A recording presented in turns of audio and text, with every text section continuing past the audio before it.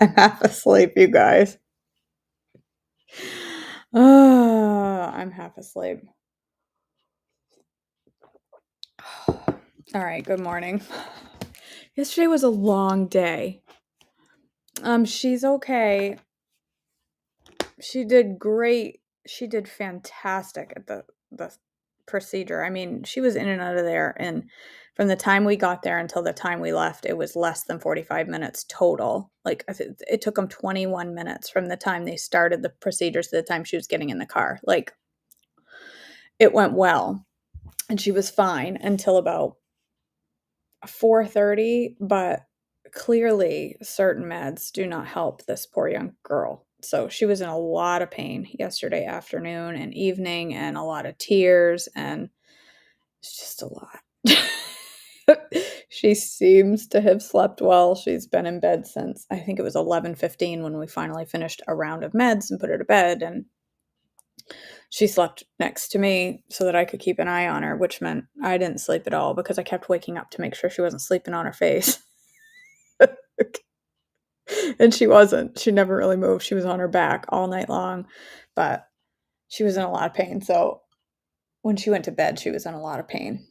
So she's still in there and she's due some pain meds. So as soon as we're done here, I'm going to go wake her up and drug her up because I need to get ahead of the pain for her because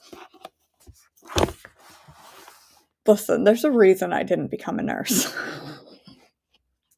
First of all, I can't do 4 hours of sleep. I am not. KJ is not cut out for 4 hours of sleep. All right. June 1st. Yay, it's June.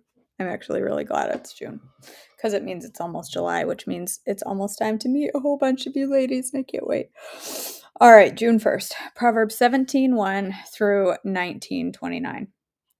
Better a dry crust eaten in peace than a house filled with feasting and conflict. A wise servant will rule over the master's disgraceful son and will share the inheritance of the master's children. Fire tests the purity of silver and gold, but the Lord tests the heart.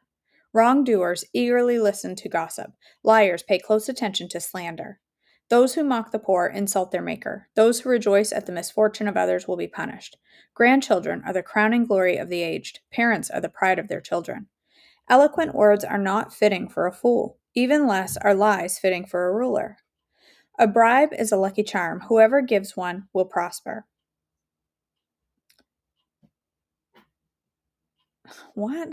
A bribe is like a lucky charm. Whoever gives one will prosper. Am I reading that wrong?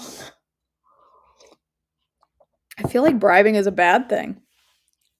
I think that might be worded poorly in this translation. Maybe not. Love prospers when a fault is forgiven, but dwelling on it separates close friends. A single rebuke does more for a person of understanding than 100 lashes on the back of a fool. Evil people are eager for rebellion, but they will be severely punished. It is safer to meet a bear robbed of her cubs than to confront a fool caught in foolishness. If you repay good with evil, evil will never leave your house.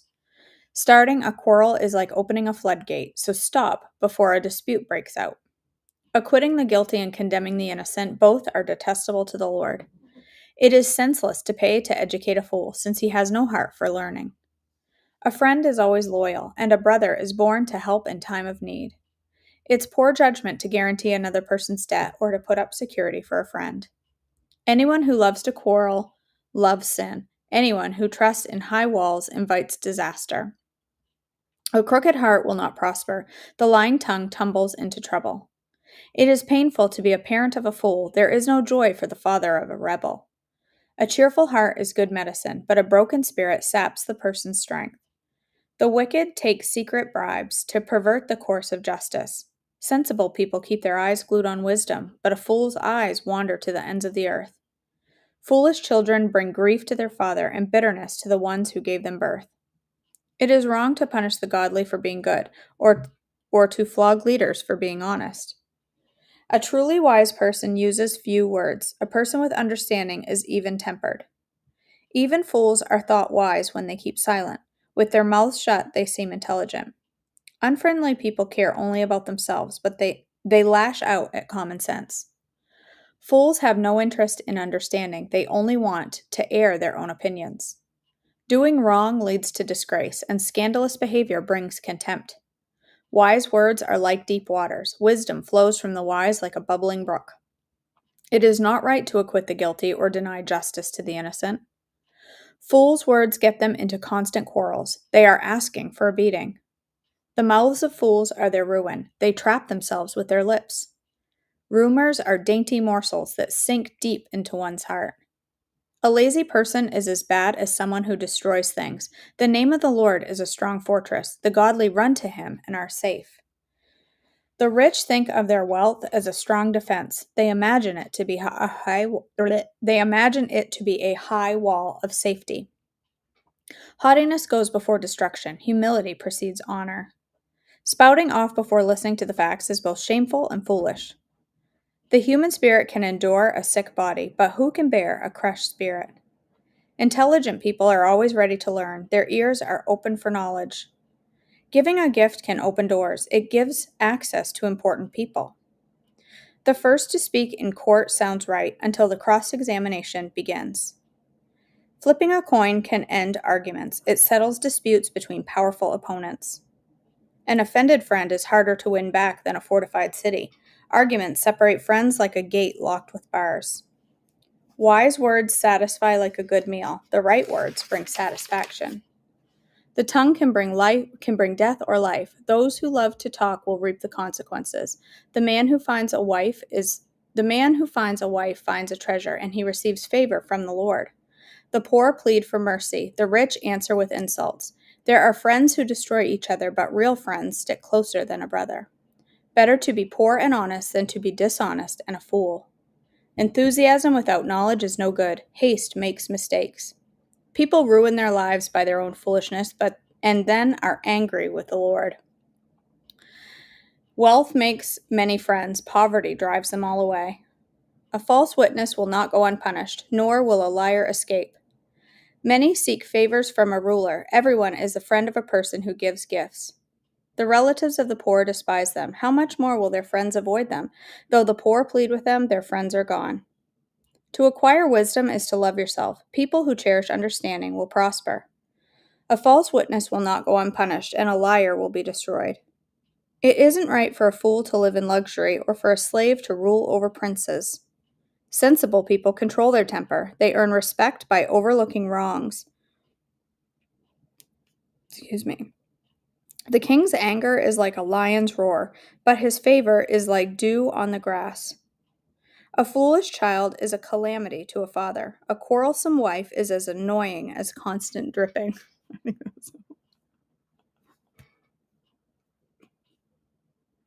Oh, that makes me laugh every time I hear it. Every time I argue with my husband, which I tend to be, I'm a fighter, believe it or not. Like I don't fight and argue bad, but I used to. I don't so much anymore. I used to argue to the death to prove I was right. And then I read this verse a lot. A quarrelsome wife is as annoying as a constant dripping. I don't want to be that. Fathers can give their son an inheritance of houses and wealth, but only the Lord can give an understanding wife. Lazy people sleep soundly, but idleness leaves them hungry. Keep the commandments and keep your life. Despising them leads to death. If you help the poor, you are lending to the Lord, and he will repay you. Discipline your children while there is hope. Otherwise, you will ruin their lives. Hot-tempered people must pay the penalty. If you rescue them once, you will have to do it again. Get all the advice and instruction you can, so you will be wise the rest of your life. You can make many plans, but the Lord's purpose will prevail. Loyalty makes a person attractive. It is better to be poor than dishonest. Fear of the Lord leads to life, bringing security and protection from harm. Lazy people take food in their hand, but don't even lift it to their mouth. If you punish a mocker, the simple-minded will learn a lesson. If you correct the wise, they will be all the wiser. Children who mistreat their father or chase away their mother are an embarrassment and a public disgrace. If you stop listening to instruction, my child, you will turn your back on knowledge. A corrupt witness makes a mockery of justice. The mouth of the wicked gulps down evil. Punishment is made for mockers, and the backs of fools are made to be beaten.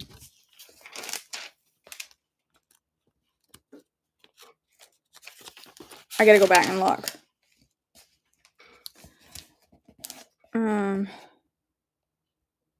Where was that?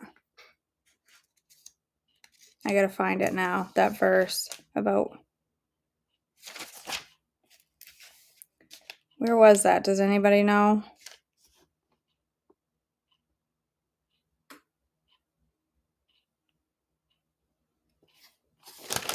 I feel like it was.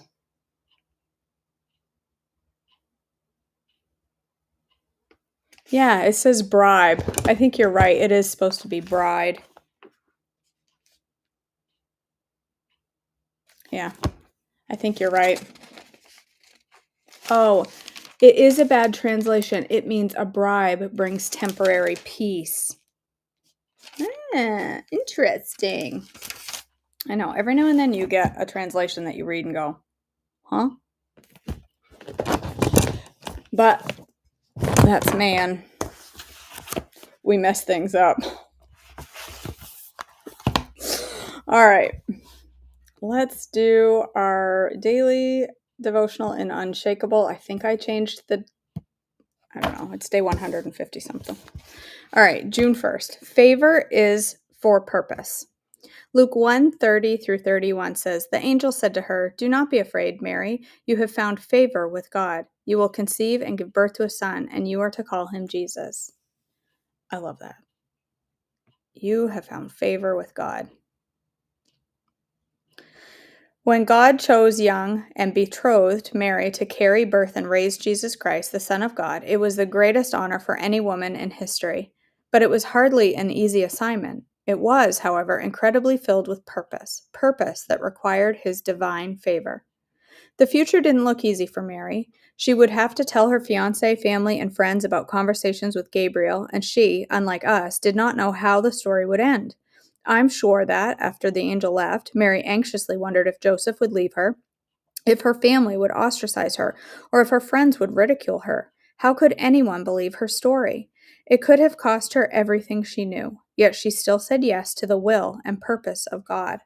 We all want God's favor, but it's much more than everything going our way.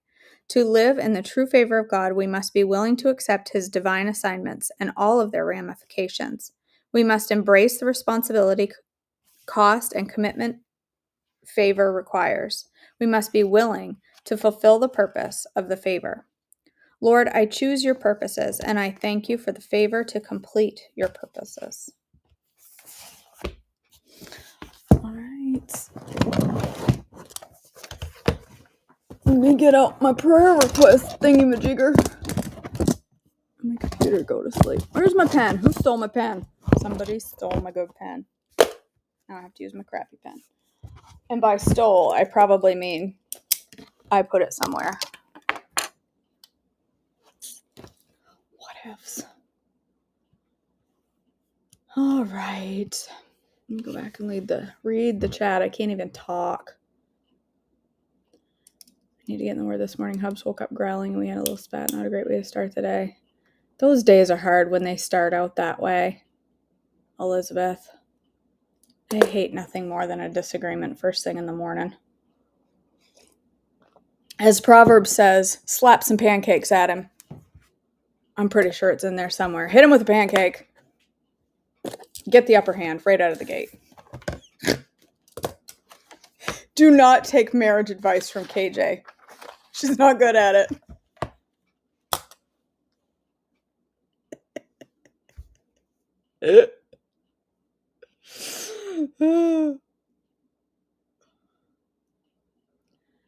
Sarah, she was out watering her flowers, so she was late. That would not be me. The only flowers I have to water would be my dandelions. I can't even grow hydrangeas. And they're supposed to be super easy to grow. I've already killed them twice this year. They keep attempting to come back to life, but I don't know if they're going to make it. I should dig them up and put something new there. I'm just... I did grow this. Actually, I didn't. Hold on. I didn't grow this, but let me show you. I have somehow managed to keep this alive. I got these at Mother's Day thing. There's 1, 2, 3, 4, 5. I don't remember what they're called. What are these little things called? Succulents. I got these at a little Mother's Day thing, and I put them all in this one little pot that was not meant for flowers, but I put them in there anyway. And I have the way I have managed to keep them alive is to just leave them alone and not, number one, look at them very often, because my death stare will probably kill them, and not water them. And they seem to be doing well, Sarah. Exactly. This one here was only this tall, and it's shooting up, and it's not very stable. I did not think succulents were supposed to do that, but it's not very stable.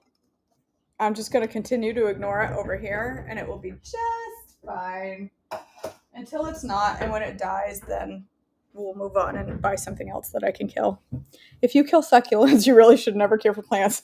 Meredith, I have killed many succulents. The only reason I have these is because they were a gift. It's a miracle that my family has survived me. I am not very good at things. Praising the Lord this morning. I am home and now recovering. 2 surgeries? I missed that, Dorothy. Why did you have to have 2? I've been out. My head has been outside of the game was taking place in a different district altogether. My head was not in the game. We're home without the MRI. I pray that we'll be able to get. Why? Why? High five, Elizabeth. Why were you not, like I said, Melissa, my head has been off somewhere. I'm really sorry. Why were you not able to get the MRI? They couldn't get him in, or was he not able to, could they not get was he not able to have it for health reasons? Why? Because they didn't have appointments. Our healthcare sucks. They could not close the incision the first time. What on earth? We have machines that are broken. I will jump on the prayer thread. If you are part of my group coaching, we have a prayer thread going. I'll thank you for that reminder, Meredith. I forgot about that. I can go look in there. We've got machines that are down and people that can't. Why couldn't they close the incision? Did they forget how to stitch? Oh my goodness. I have to go read this. All right. Let's go ahead and pray.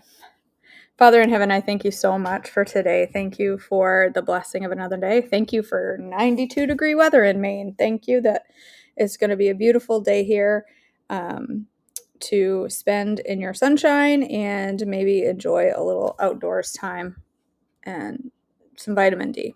Thank you, Father, for your many blessings. Thank you for the quick and relatively easy procedure yesterday for Miss Marin. Thank you that she did well during the surgery. I pray today that you will help me to make the right decisions with meds and keep her feeling better than yesterday. I pray that you will help her pain today to be not as bad as yesterday afternoon. I pray that you'll just help me know how to care for her. Father, I pray for Mom and Grace and Donna and their hip and back, and I pray that movement will happen there soon. I am again behind on things, so I don't know what has taken place yet, but I know that Donna has a consult coming up on the 12th, and I pray for quick answers there. I pray that Grace gets in soon to see her surgeon and that Mom hears back on her MRI soon. Father, I pray also for Kara's dad and his salvation. There are so many things in that situation to pray for with health and with the state of Africa and the political state of Africa and the danger zone that they're living in over there. But more than anything, all of those things, I pray for all of those things, but more than anything, I pray for his salvation. And I pray that he will, somebody will come to him today that will be a picture of you in their life, and that he will come to a saving knowledge of you. I pray for the Taylor family as they work through different situations with jobs and with caretakers and all of that. I pray that you will be of comfort and peace to them and encouragement more than anything to them. I pray for Elizabeth and her family and for her daughter and for her son and for her this morning and for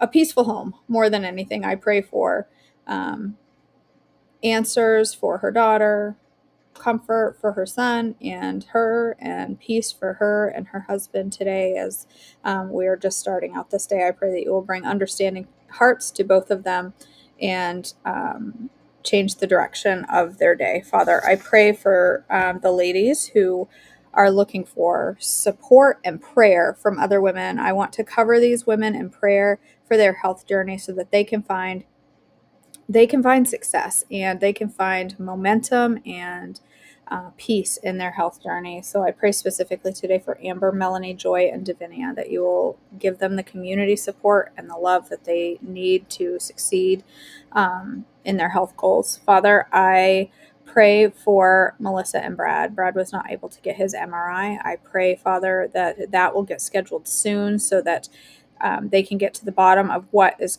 causing all of the issues and get a treatment plan together. And I just pray for peace for both Melissa and Brad as they go through this situation. And Father, I pray for Dorothy and her recovery. Thank you that they were able to successfully do what they needed to do in the surgery. And now I pray for quick healing for her and comfort during this process. Thank you, Father, for all that you do for us, your many blessings, your gifts, and may we not overlook them today. I pray that you will give us a spirit of love towards others today as we go about our communities and help us to be the light in a dark world and the hands and feet of Jesus. In your name I pray. Amen. All right, my friends. Oh, it was too swollen. Well, I pray now that you'll be on the road to recovery quickly. And I write this down so I don't forget.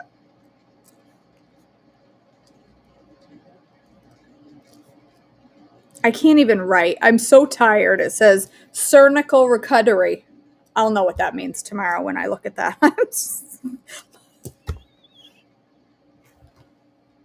You guys, I need 8 hours of sleep. I need beauty rest. I didn't get beauty rest. And so I'm starved half to death. I don't want to cook anything. I don't know what I'm going to cook, but it's got to be filling, whatever it is. What I really want is a friggin' bacon, egg, and cheese omelet. That's what I want. And I can't have any of that stuff.